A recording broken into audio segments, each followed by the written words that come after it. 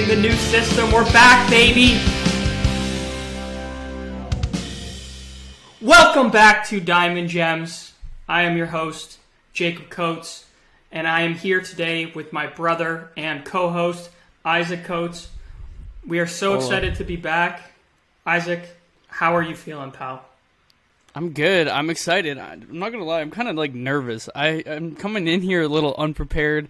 I feel very rusty, to be honest. Honestly, I do too. I don't even know what we I've do got on the a jitters podcast right anymore. now. I got butterflies. It's like it's right before the big game, you know? I feel like there's so much pressure. We've been gone for so long, and I have promised bigger and better things for this podcast. So we got to deliver, man. There's a reason we're nervous, right? This is fucking playoffs, baby.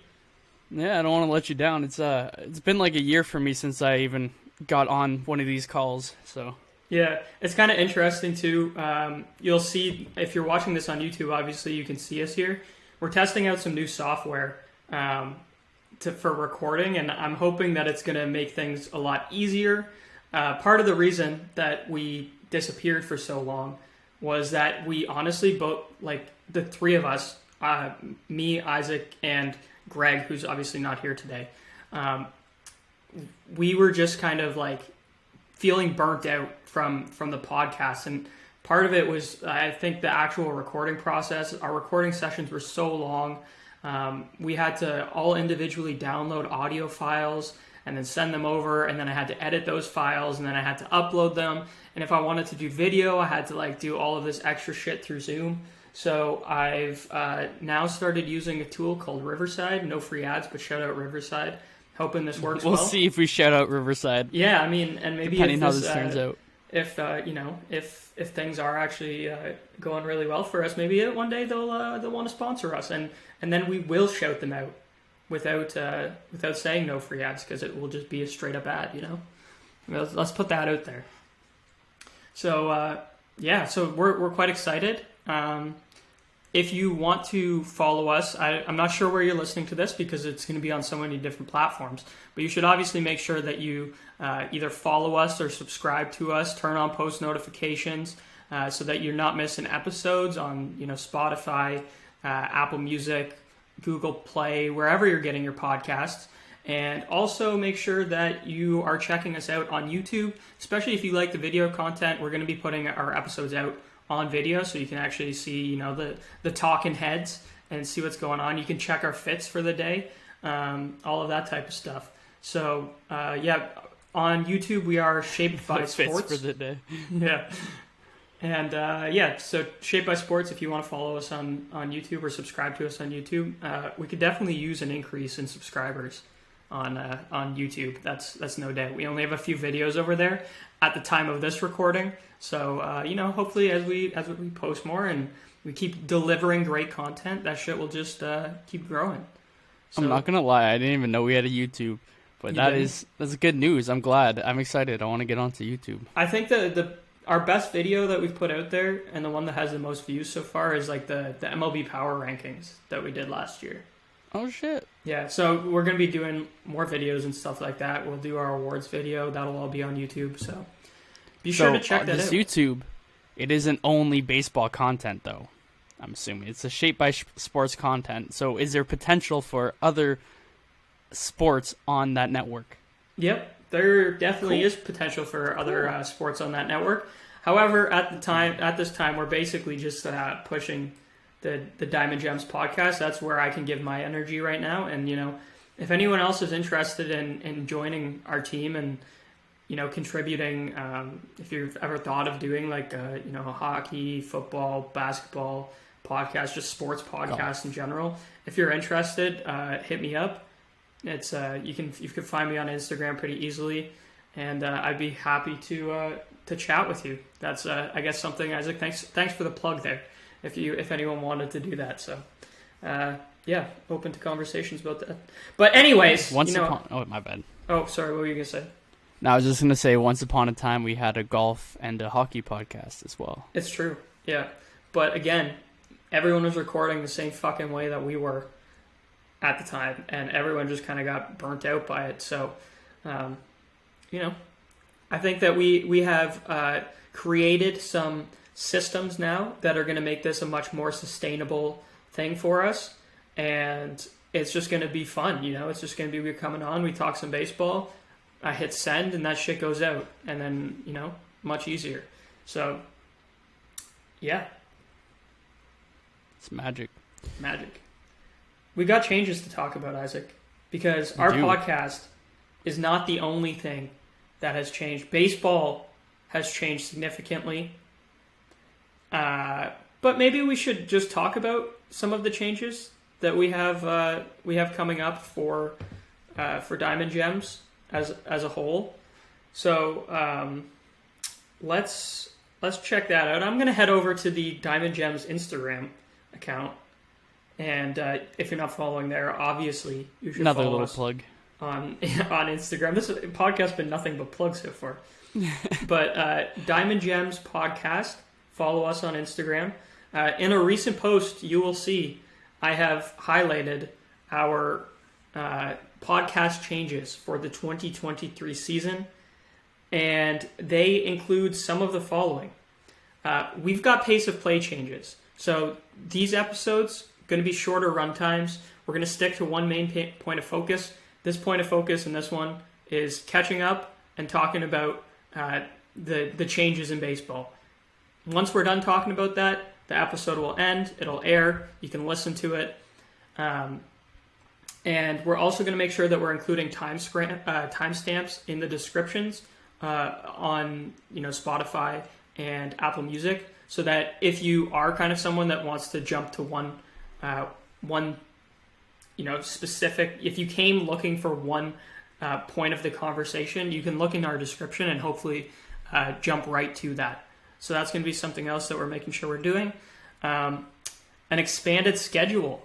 So instead of 1 2 to 3 hour episode a week, you're going to get maybe 2 to 3, anywhere from like half hour to an hour, or even shorter sometimes, maybe, if it's really just a jump in and give some quick thoughts type of thing. So you can expect that. We've got a bit of a content shift. So we asked everyone what they were looking for in the podcast and what they liked about the podcast, what maybe they thought could improve in the podcast.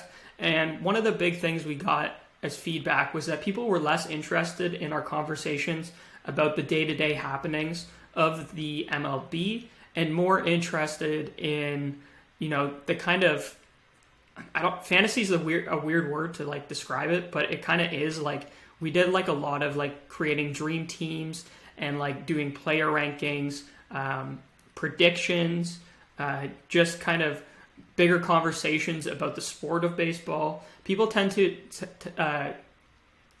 we're kind of pointing us in the direction of like, that's what they wanted, so that's what we're going to give you. So I mean, those do age better, because if let's say you get behind a couple episodes, you can't really go back and listen because that current events news could be irrelevant by that point. Exactly. This is evergreen content. There we go. At least for the duration of the season, for awards predictions and stuff like that. So we're also going to be talking more than just MLB. Obviously, our next episode coming up, we'll hype it right now and we'll hype it again at the end. But our next episode that you're going to be able to listen to is the World Baseball Classic preview, where we go through all of the rosters and tell you about, what you can expect from each team. And then we're going to go through and manually build our bracket and, choose the winner. And I'm sure one of us will be right? I mean, we've had decent luck between the three of us at some point. Oh, I've got like predictions. I have like a plan to like put out a hype video for our predictions episode, because we've hit some fucking marks in our predictions, especially for like the player awards and stuff like that. Like, Greg has guessed MVP multiple times. Isaac has a couple Rookie of the Years, I think, or at least one. I think two. I think Isaac has two Rookie of the Years. And I picked Justin Verlander as Cy Young last year. Like, nobody saw that coming. I fucking saw that coming. Hey, I got Sandy Alcantara. I'm going to just go ahead and say that one is. Yeah. We predicted this Don't at the want to beginning minimize of the season. Justin Verlander, but I'm saying Sandy was the guy. Yeah, the Bet365 returns were nice this year. Very. Yep. Yeah, neither of them were they even top 5, either of them? I don't think so. Justin Verlander definitely wasn't, because he was coming off of Tommy John surgery. And, and he's like fucking 40 years old. But I watched, watching spring training pays off, because we did the predictions, like, I think we might have done them like a week into the season, or we released it a week into the season, but I think that we had already recorded it, right at the end of spring training. And I had watched him all through spring training, and I'm like, dude, he looks like the Justin Verlander of old. I don't see why he couldn't. And, at his odds, the team he played on, all of that type of stuff, you knew he's going to rack up wins. I just thought it was a good pick, and it panned out. Obviously, you had an inkling with Sandy Alcantara as well. What led you to that pick, anyways?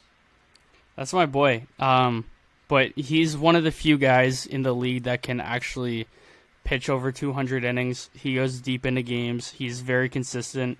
The 2 red flags that were hanging around him were his K rate was pretty low throughout his early career. And I was just like, okay, well, he needs to get a lot of innings to get that K rate up to 200 strikeouts for the season. And then the biggest red flag was Miami. The fact that a lot of these stat counters look at wins as a merit point for Cy Young. I was worried he wasn't going to be able to break that threshold, but he ended up with 14 wins, which is a lot more than what should come out of Miami at that point in time. But he's just a workhorse on the mound. I've invested a lot in him through fantasy baseball, so I was just a fan, and I was like, gotta support your boys. Yeah, like I picked Brandon Woodruff the year before, and that was my boy before. Yeah. So there's a quick preview, I guess, of what you can expect from our predictions episode, or award predictions. We'll have that coming to you again, and hopefully we can get some hits again, so that we can have this conversation again next year. And then the last thing I want to address in terms of our changes for the podcast this year, the main one I would say in terms of roster changes is that it's basically Greg is not going to be a full-time member this year. He's just not able to commit as much time as he has in the past, and that's obviously okay. He's got a lot of things going on in his life, as many of us do, but the man's a fucking doctor.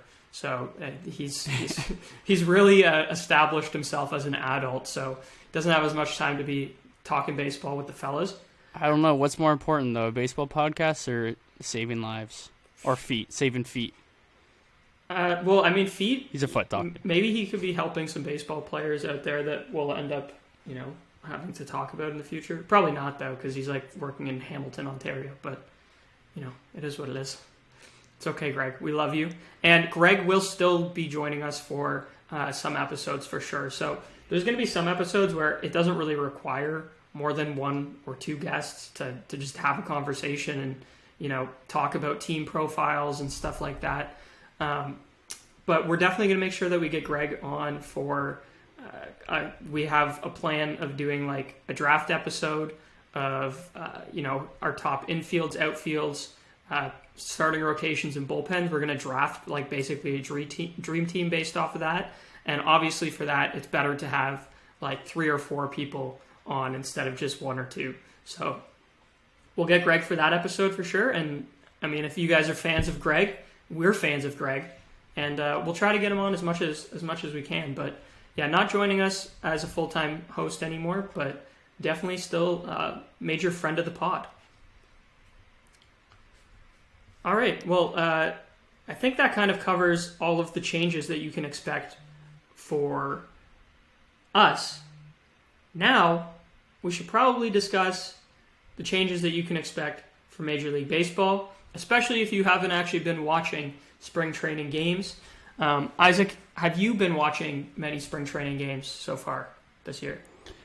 I have watched three Blue Jays games. That's it. That's as far as I've gotten. I have watched a lot of clips from around the league out of curiosity with the new rules. I haven't been following individual players as much as I would like to so far, but I mean, it's the first few days of spring training, so I'll definitely dive deeper into that soon. Yeah, you might be lacking on the fantasy if you don't do that. Hell no. I got my team set up already. We're good. Okay. So for those of you who are unaware, and some of you might be, because I do know that we have a couple listeners that are, trying to get more into baseball, and our podcast is kind of a platform, I guess, for that, for them, an educational tool of sorts to learn what's going on in baseball. So for those of you who don't know, there's 3 major changes that happened to baseball this offseason. The game is looking fresh. It's looking new. And let's start with probably the smallest, I guess, of the 3 changes, which is that they increased the size of the bases. Mm-hmm. Oh, this is yeah. There's a dog back there. Yeah. Zeke's I see a dog. Just flipped around. I didn't know that was a cue. I apologize. I thought that was a horrible cue for me to speak. Okay, to be honest, the bases were not a factor at all. Like they're bigger, they're safer, whatever. It's cool. And I didn't notice the size until they started to zoom in on one of the bases, and it looked like a clown base. It looked really stupid. Calling it a pizza box. Yeah, it was massive. And and to be honest, like we'll get used to that. It's nothing. But it reminded me of like looking at a softball field. The base just seemed too big, and it's flat now. And I'm curious what that's gonna do, because before they're like the kind of the rounded bases, it could drain the water off of them, make them slightly less slippery. I'd be curious to see if there's puddles forming on these bases, but I'm sure that's not a thing. I mean, the bases aren't really impactful. A couple inches. It could actually maybe enhance a couple very close calls at second base for stolen base attempts. But obviously the least impactful part of all the changes made. Yeah, so one of the general idea when MLB instituted this was it was in an effort of improving player safety, especially at first base where, the first baseman has to keep his foot on the bag, and then the runner is also, jumping, basically stepping on that bag at the same time. That there's kind of overlap there. There could be 2 feet on the bag. So it gives a little more space to avoid someone like a first baseman getting their ankle stepped on, or, just people like Manny Machado purposely stepping on your foot on the bag. Makes it a little harder for him to do something like that now. Also, we're not going to hate on Manny as much anymore. He has grown as an individual, seemingly. But this formerly was definitely a Manny Machado hate club, because he did some shit over the years, especially to us Blue Jays fans.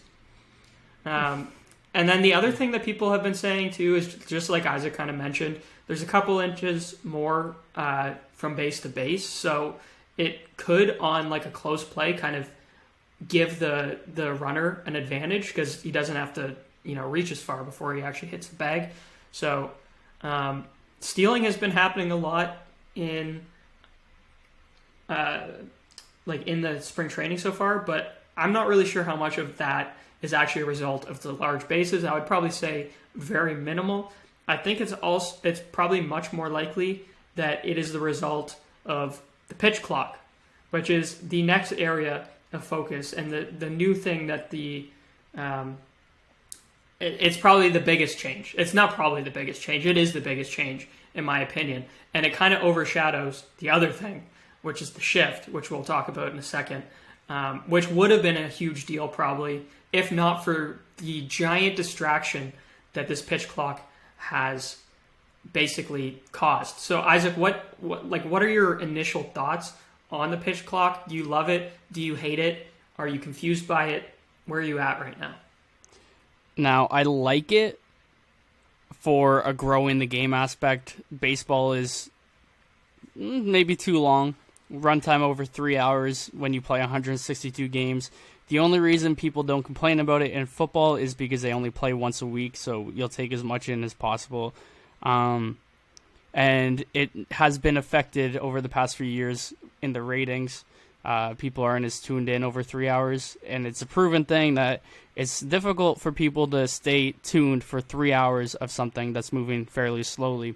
Mm-hmm. So this is huge in saving time. The games are averaging around 2.5 hours. A long game is 3 hours, whereas opposed to a long game before is like 4 hours. Yeah. Now, my concerns with it is how it's going to be affected how the play is going to be affected in the playoffs. Because when you in the ninth inning, when you have those long stare downs building anticipation, that's gone because now you have to get the pitch off as quick as you did in the first inning. And the fact that games can be completely dictated by that, as we've seen multiple times already in spring training, when I forget what game it was, but there was a 3-2 count, bottom of the ninth, 6-6 ball game, with 2 outs, and a pitch clock violation, a walk-off pitch clock violation happened, and that is not something you want to see. That's not good for the game. It's not good for the game when you just... A violation is what wins you the game. We saw how the Super Bowl got dictated by a penalty, and whether it was the right call or not, which it technically was the right call, nobody wants to see a game end at the hands of the referee. No.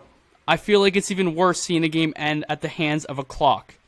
For sure. Like So I'm assuming by the playoff time, players will be fully adjusted. We won't notice it as much. So I think down the line it won't be as impactful. But right now it's like there's elements, and as a traditional baseball fan, I understand not liking it. Mm-hmm. But I think in time no one's going to notice it, and I do think it'll help to grow the game. So basically, right now the rule is that when there's nobody on base, the pitcher gets 15 seconds from the time he gets the ball back to deliver the pitch to home plate. In that time also, the batter only has technically 7 seconds, because by 8 seconds, he has to be set in the box and looking at the pitcher ready to hit. If the batter is not set at that 8-second mark, that's an infraction for him. And that means that a strike is added to his count, which is what happened in the scenario that Isaac was talking about. It was a 3-2 count, and the batter was the one that violated the pitch clock. No, that was a minor league game. I thought it was a walk-off walk. It was a pitcher violation in the MLB game. Okay. A minor league game happened last year where it was a strike 3 call. Yeah, sorry. I thought I was talking about the spring training game, where it was bottom of the ninth and everything, and I thought that was the one I was talking about. I thought it was a walk-off walk. No, it was a walk-off. It was a batter violation, and the game ended in a tie. Violation. Yeah. Could this have happened twice? Okay, maybe I'm wrong then. I saw a walk-off walk. I don't know. Maybe that was a minor league game I was referencing. Very similar, just opposite ends of the spectrum. Yeah. Whatever. There's been violations that have completely impacted the outcome of the game, is the point that we're trying to make. So, like I said, 15 seconds with guys on base for the pitcher, basically 7 seconds for the batter. And if the batter violates the pitch clock, it's a strike added to his count. If the pitcher violates the pitch clock, it's a ball added to the count. So, you could see, if you're at 3 balls and you violate it, that's a walk. If you're at 2 strikes and you violate it, that's strike 3, you're out. So it can have reaching consequences. Isaac, do you think, 15 seconds with people not on base, yes, 20 seconds with people on base. Do you think that is too short? Do you think the pace has gone too fast? Do you think there's room to add 5 seconds here and there? No. The playoff rules and where you have so before the playoffs, you have in extra innings a guy starting on second base. You take that away in the playoffs to make it more fair, just like they do in hockey with they get rid of the shootout, because a shootout is fucking stupid. Let's be real. Like it's a terrible way to goes end with the the World Cup. Like it's all stupid having ending your game in a shootout. And like as much as 3-on-3 is kind of cool watching, I don't want to see that in the playoffs either, because you take out the fundamental aspect of winning the game. And I do wonder in the playoffs, I would actually like to see an extension on that pitch clock, but I don't think that would happen. As of now, I'd like to watch quicker games as well. 162, I want to watch 162 ball games. And I wouldn't mind seeing a game that isn't 3.5 hours every single night. I am interested in seeing how it gets manipulated. Because can't you just roll the fucking ball back to the pitcher? In all honesty, like the pitcher can wait on the mound and the catcher can roll the ball back. Is there a rule that like doesn't allow that to happen? Because you can absolutely manipulate it. The biggest thing for me that I've noticed is the pickoff attempts, because you can have 2 pickoff attempts. You can disengage the rubber twice per batter. Now let's say you make 2 pickoff attempts. Does that not mean that the runner on base gets a free base? Because he could literally go halfway before the pitch, and that guy cannot disengage the rubber. So does that mean that he gets a free stolen base? Because if he steps off, it's a balk. I actually, I don't know, and jump in here if you have, but I have not seen it yet in the way that like they've already done it twice, so now they're in that scenario where he could just go. I haven't seen that come into play yet. So it seems like people are very particular about it. But I think that it is coming into play with the amount of stolen bases we've seen in spring training, because I think that knowing that you only have 2 pickoff moves, I think the batter is, or like the base runner is pretty safe in the assumption that if he's already thrown over here again, he's probably not going to burn another one on me. I have a pretty good shot at getting a good jump on his first movement. Yeah, you get more aggressive for sure. And he can kind of time it, the runner can kind of time it up with the clock as well, right? Like if the clock is like about to go to 0, that guy's got to deliver the pitch, and it's probably easier just to go to home plate than try to step off and throw over again. So there is all these timing mechanisms and other factors that are coming into play that I think are increasing stolen bases, and I don't know how sustainable that's going to be. But I'd say it's probably pretty sustainable, because I think that base runners are just going to get better at it, at timing it and understanding it. We heard Kevin Kiermaier in an interview kind of talking about how it's kind of affected his, like the way he goes about thinking about stealing a base, and how there's all these new factors in there that weren't there before that kind of help the base runner. So yeah. And that was part of what the MLB wanted to do, right? Is that they wanted to increase stolen bases. That was something that the game had got away from over the last, 20 years, and it's something that they wanted to bring back. And I actually love that, because I agree with all the old school people that say that they miss the stolen base. I also miss the stolen bases. I feel like guys flying around and bringing speed into play more, it's great. Like base running is arguably the most exciting part of baseball. We're going to see a lot of strategic changes throughout the year. I think the veteran players especially are going to need a lot of time to adjust. If you've played in the minor leagues last year and coming up as a prospect, you have a massive advantage because you're more familiar with it. We're going to see a lot of throws down to first base from home plate. And that's what I've noticed already. Yeah. That's kind of what's going to hinder the aggressiveness by taking a big lead off, is catchers are going to throw down right away. Blue Jays bias. Get the catchers doing the pick off rather than the pitcher. Blue Jays bias. I was watching, like Vladdy has already told the catchers that he wants to practice that. And anytime he's at first base, I have seen it multiple times in inning where they're throwing down to Vladdy to test it out. And I think it adds a lot more excitement to that. I also, along the stolen bases line, I think we're going to see an increase of at least 25% more stolen base attempts throughout the league. And I think it could increase more than that. I think it could be like 35%. So I really do think the game is going to get back to where it was like in the 80s.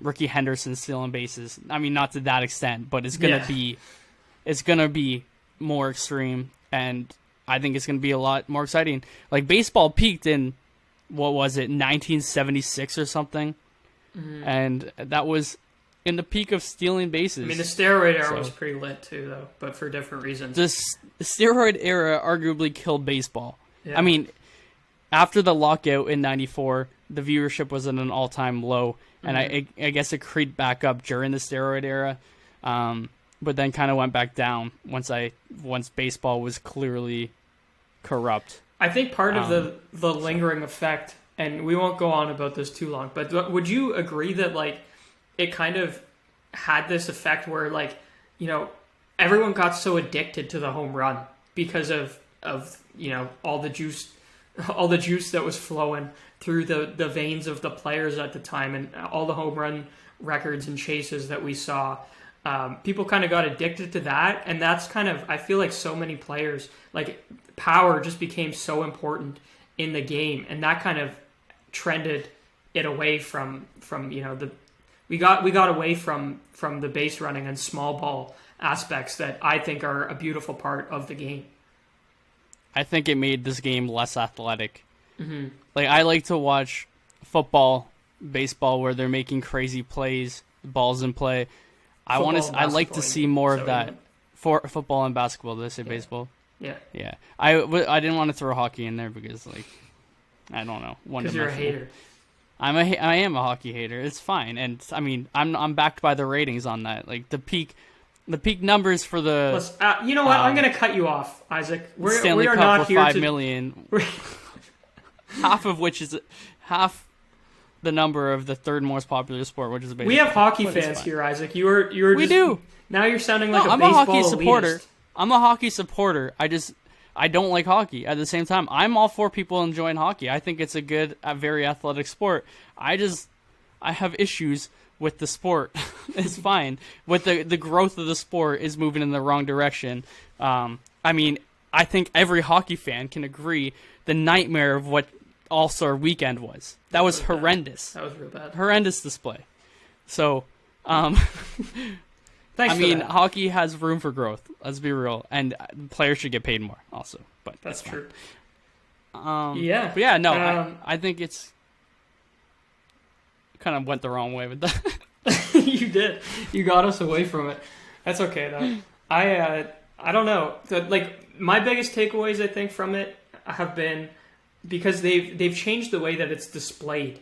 The pitch clock is, like, shown during the broadcast. I think that's kind of my biggest issue with it so far, has been a couple of the broadcasts.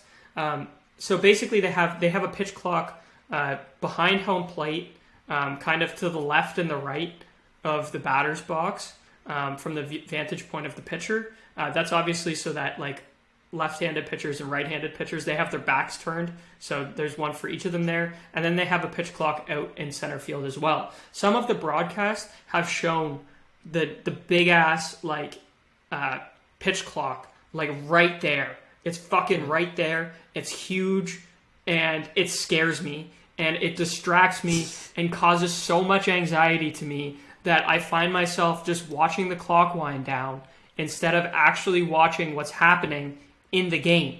And that is not good. That is not what you want. And I'm not sure that over time, disagree with you.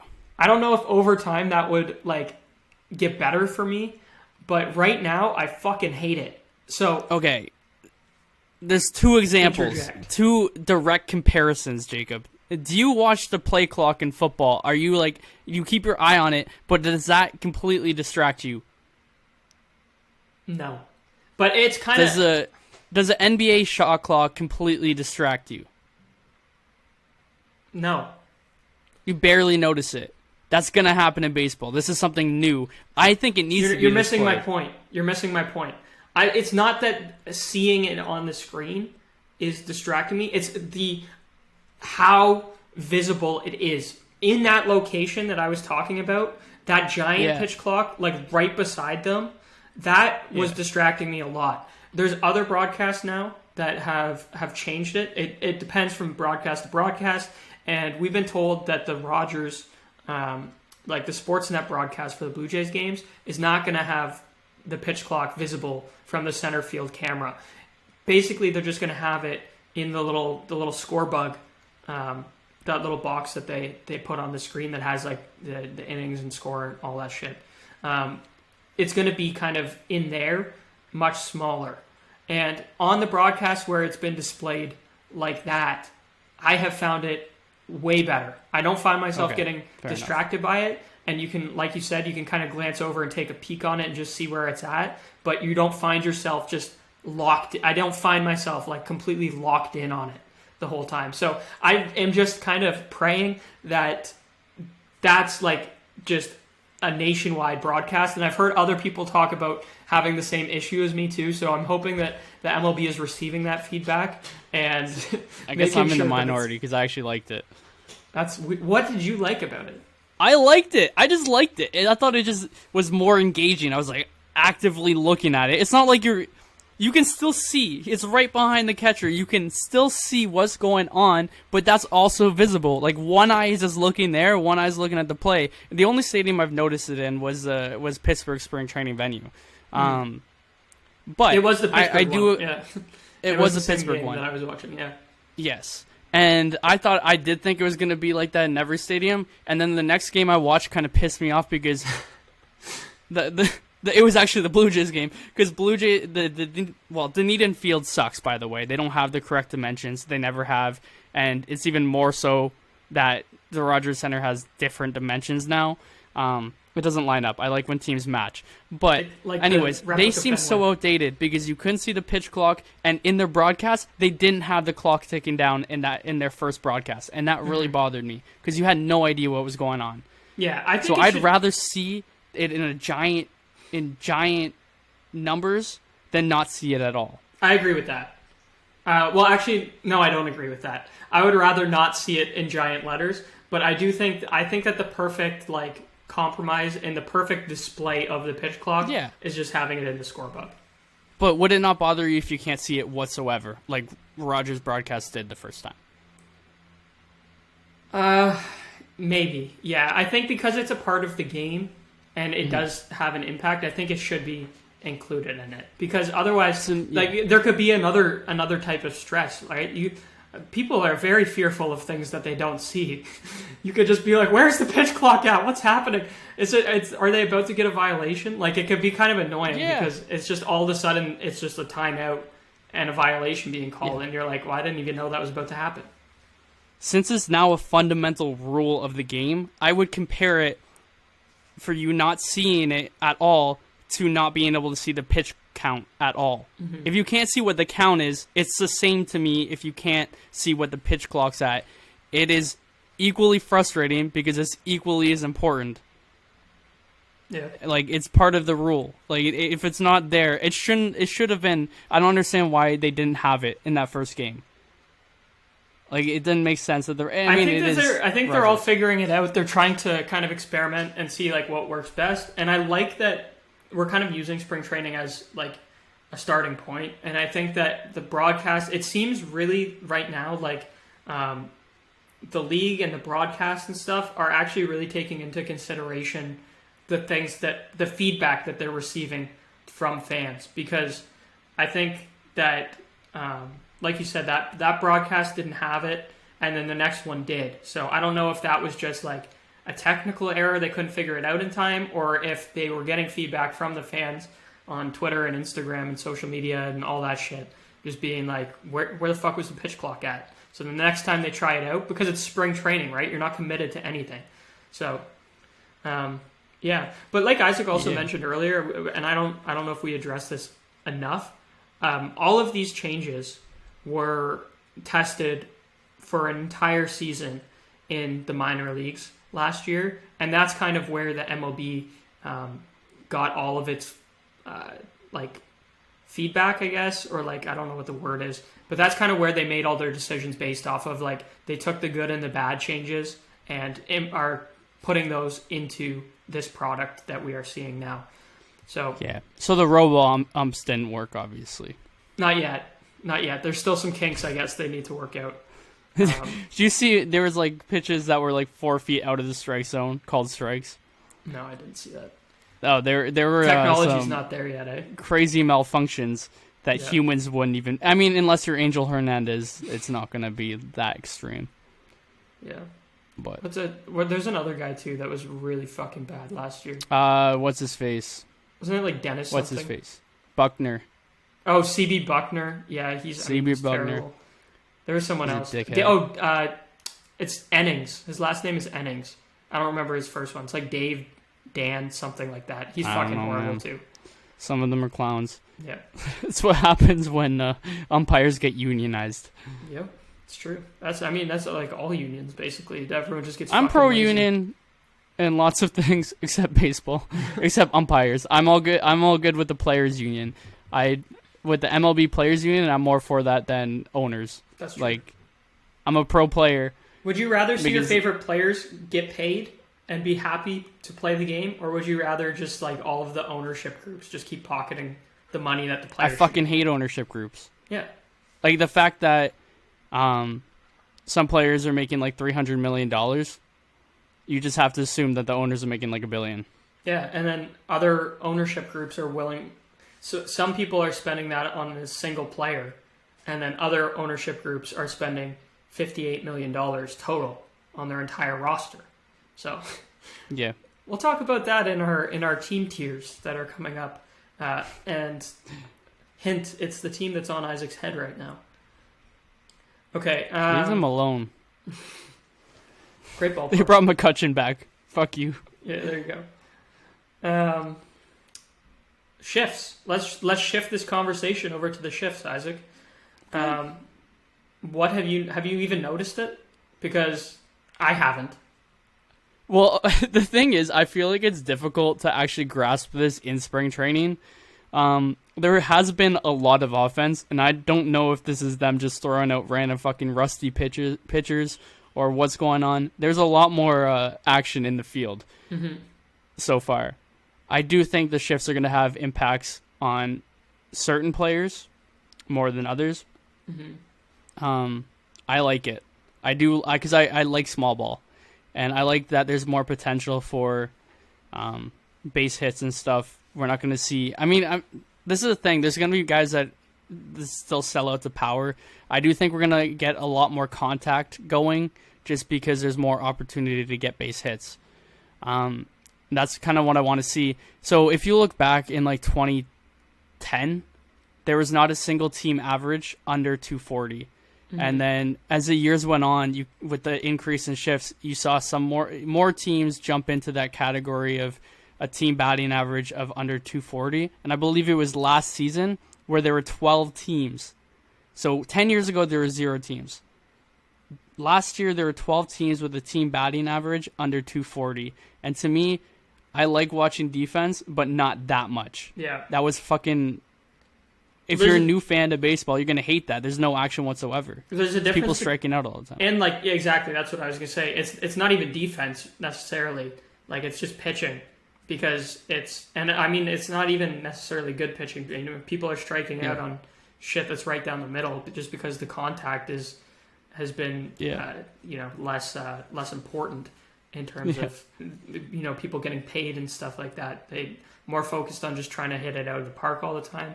So, I'm hoping that, I mean, like you said, offense has been up. I do believe it's kind of been too small of a sample size, like you said, as well, to really get an accurate gauge on how it affects, like, different players. Because at this point, like, Dalton Varsho has played, like, 3 games. He hasn't got a fucking hit yet. Not worried yet. Not worried yet because it's a small sample size, right? And we'll see kind of over the course of the season.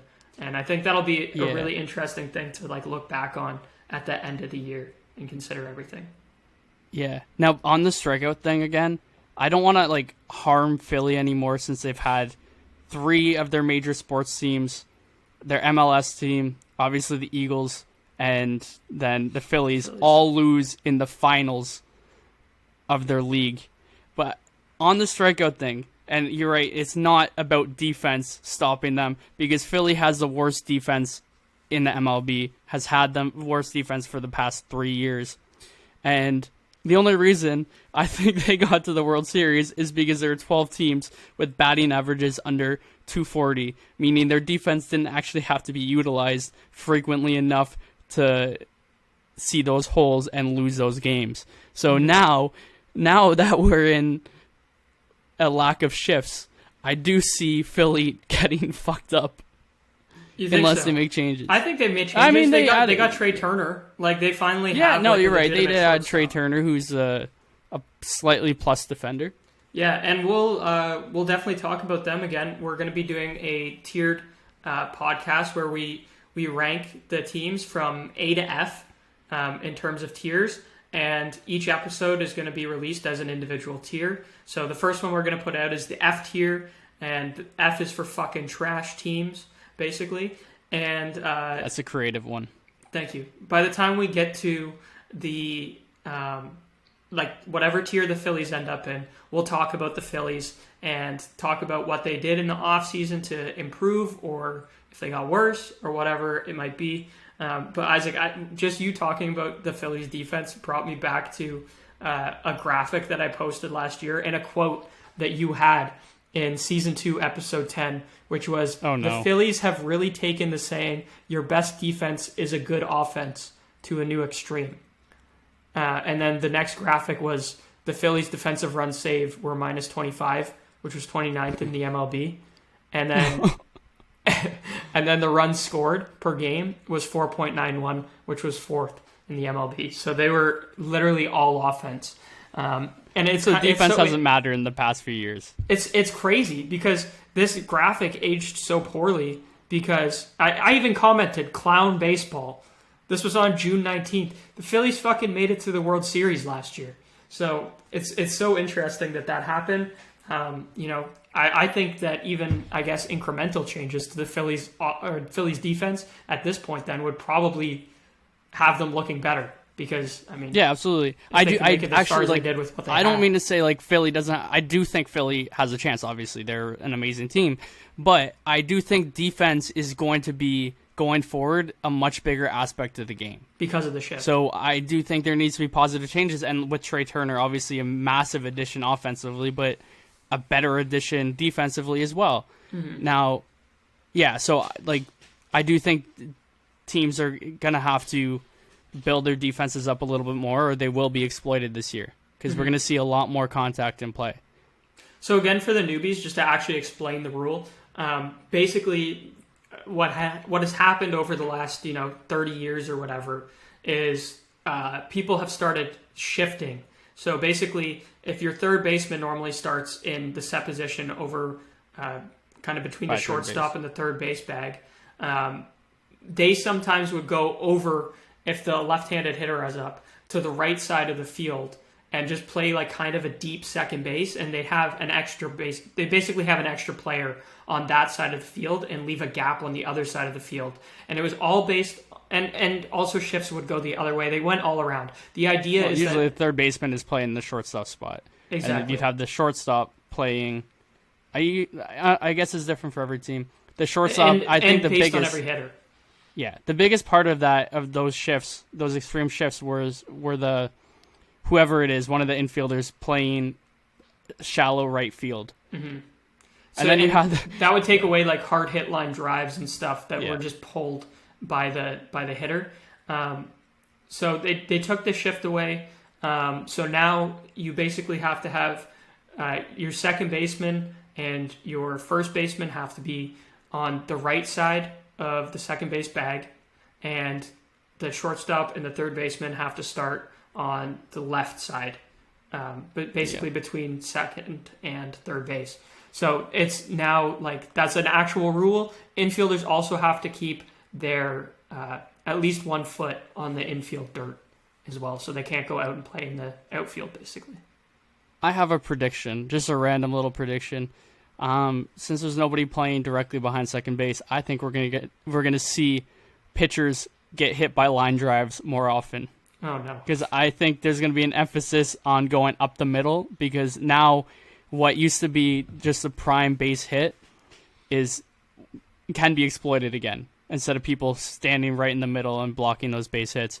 So I kind of feel like take. If you have control of your bat, you might smoke a pitcher. It definitely benefits some guys that they always say, like, use the big part of the field, right? Stay up the middle. There's hits up the middle. Well, there hasn't been hits up the middle for several years because a lot of the time, if they knew that you were hitting it up the middle consistently, they'd put a guy like right behind second base. So, yeah, maybe you're right. Maybe more people are going to be trying to go straight up the middle, and let's hope that that's not a thing, because those are always terrible injuries. Like we saw it with Chris Bassett, him getting smoked in the face and basically needing facial reconstructive surgery to look like a normal human being again. Like, it's terrible. So I hope you're wrong. I hope I'm wrong too, but I wouldn't be surprised if we see more people get hit. Now, I remember the J.A. Happ one a few years ago when he pitched for Toronto, and they were in Tampa Bay, I believe. Yep. And he had the skull fracture. And that sounded like, when it hit his head, I still have that sound in my head. It sounded like a crack of a bat. Mm-hmm. It was like... It was terrible. Two people had bats and were just hitting the ball at each other. It was not a nice sound. Yeah. And then remember, there was a time when some pitchers were put those weird helmet-looking things on their heads. Yeah, they had like the extra kind of pad like around the temple and the forehead. Yeah. That was a fad. That one didn't last. That literally, like, three people wore it for like a month. Yeah. Remember there's a guy I don't remember. Yeah. That's it. Yeah. Yeah. They're not like those flaps that a lot of the batters wear for opposite-handed pitching over their face. Those ones look cool.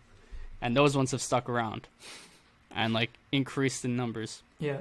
I think we'll probably continue to see over the years like more and more protective equipment being brought into the sport, because really when you actually think about it, and the same goes for me in hockey again, and again, this is not a hockey podcast, we're not going to talk about it too much, but why does not a single person wear a full face cage at this point? Like, why wouldn't you do that? Why wouldn't you want to protect? You see people get clipped in the eye and shit, hit in the mouth, hit in the face all the time. If you had a cage over your face, that wouldn't happen. Like, it's hockey culture. It's really just, I mean, it's baseball culture too. You don't see, like, if you watch a softball game with girls, like, a lot of them are wearing like the infield face guards, and they have the guard over their face too. Like, I know it's literally men at this point, like, just being like, I don't need that. I'm not a fucking pussy. I don't need a full cage, you know. And I think over time, we're just gonna keep like kind of allowing little things to be acceptable, and hopefully just like all these hard-headed people that think that you need to be tough and you need to take shots to the face every now and then to keep you humble. Hopefully that just dissipates a little bit. So there's a prediction for me. I think team dentists need to push for more people wearing less protective gear, because I feel like 80% of hockey players have lost half their teeth. Yeah. The dental industry would be in shambles if hockey did that. It would be. They make a killing off of them. Yeah. They'd have to downgrade their... I'm all for people being really stupid and getting their teeth knocked out, to be honest. It doesn't upset me when I see that, because I'm like, you shouldn't have been stupid. Yeah, but kind of true. Yeah. Do you? Well, Isaac, I think that about does it. We're keeping episodes under an hour now, so, you know, it's a good time to wrap up, and I think we talked about everything we needed to talk about. Except WBC. Which is our next episode. Oh. Oops. Yes. So Isaac and I are probably going to do back-to-back recordings right now and actually record our WBC one. So that's coming up next. So I was going to say, Isaac, I had it in the notes here that once we're done our changes episode, or like part of the changes episode was to plug the WBC preview. So that's coming up next. We're previewing the WBC. I'm playing the rap music, the intro. We're getting out of here. Make sure you tune in. I actually wasn't too sure if I wasn't too sure if I wanted to do it like as a release on Monday, but I'm kind of thinking it makes more sense to give people more time, because once it actually starts, like, how many people are going to care about the preview?